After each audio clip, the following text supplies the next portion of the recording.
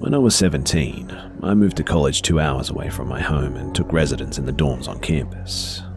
The dorms were not run through the school, but through a management company. There were a lot of safety problems in the dorms as a result of this. Assaults, ODs, drugs, shootings right outside, etc. I am a 100-pound female, so I always looked out for the serious situations around me. Everything was great, and I had some awful roommates, but I was mostly left alone, so that was good. One day in September, I was leaving for class early in the morning when I spotted a condom taped to my name tag on the door. It had a note that said, "Call me, kiss hug, with some random phone number on it. I told the RAs, but nothing ever came of it. I just thought it was some random prank pulled by one of the guys on the floor or something. Things went south with my roommates, mostly because of my night terrors, scaring them, even though I warned them before we even agreed to be roommates, but that's another story. So, I was moved into a 2-bedroom dorm with my new roommate, Jay. We each had our own room.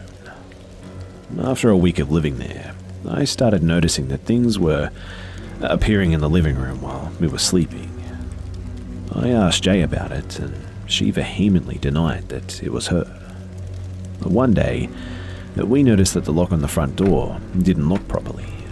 If you pulled on the lock and twisted the handle at the same time, the door would just come right open. Around the same time, I started getting Snapchats of inappropriate things, vague threats and offers for great sex. I would get ones that would say things like, "You look great today with that specific article of clothing that I was wearing." Obviously, I filed a report to the dorms to get that lock fixed, but it took 4 months, 8 complaints, threat of legal action, and my friend D yelling at them to get anything done. We got our door fixed, but the presence still appeared outside of the door with notes for me. I was still receiving Snapchats, but I moved out of the dorms into an apartment with my then boyfriend.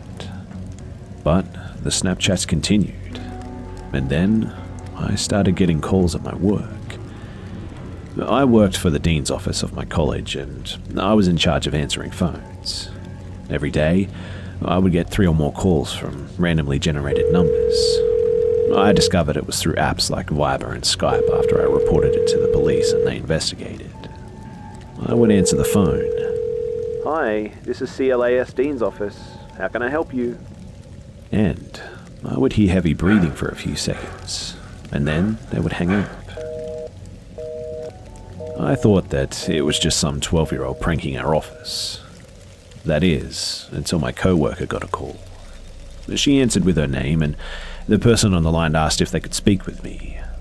Thinking it was one of the deans that I'd been working with, she forwarded it to my phone.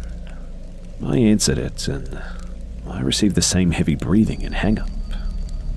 I reported it to my boss, and she did nothing. One of the deans overheard the conversation, though, and reported it to Title IX.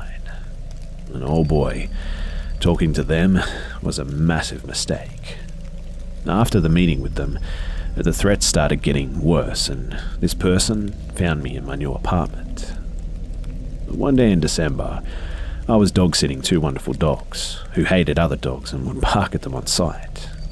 It was around 11 p.m, and I decided to take them out before bed. We get outside, and to the right of me is a bunch of thick trees that are pretty hard to see through. I start to take the girls to the grass on the left, and they start growling and barking at something in the trees.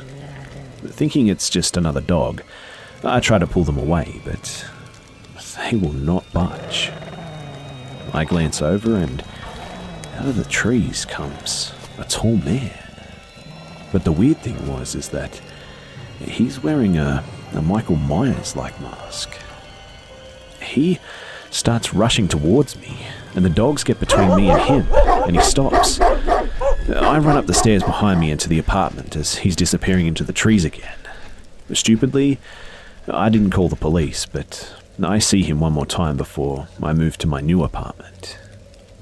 Things are quiet for a little while after that, and my boyfriend and I break up, and I spend the first few days in the new apartment alone. I come to find out, though, that the window that can be accessed from the ground doesn't lock. And one morning, I wake up and everything seems normal, but I check the mirror to do my hair for work and I have a bald spot. My head was shaved in the middle of the night. I find my hair tied up in knots in an envelope too. I immediately call the police and they do an investigation, find the window was broken, but can't find anything to figure out who it was that came into my apartment. They asked me to compile a list of everything that was missing, and the only thing gone, other than my hair, were 3 pairs of dirty underwear.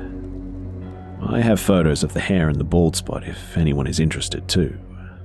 An investigation finds no one, and I've since moved again. I also no longer answer phones at my work, and I keep bear spray next to my bed at all times.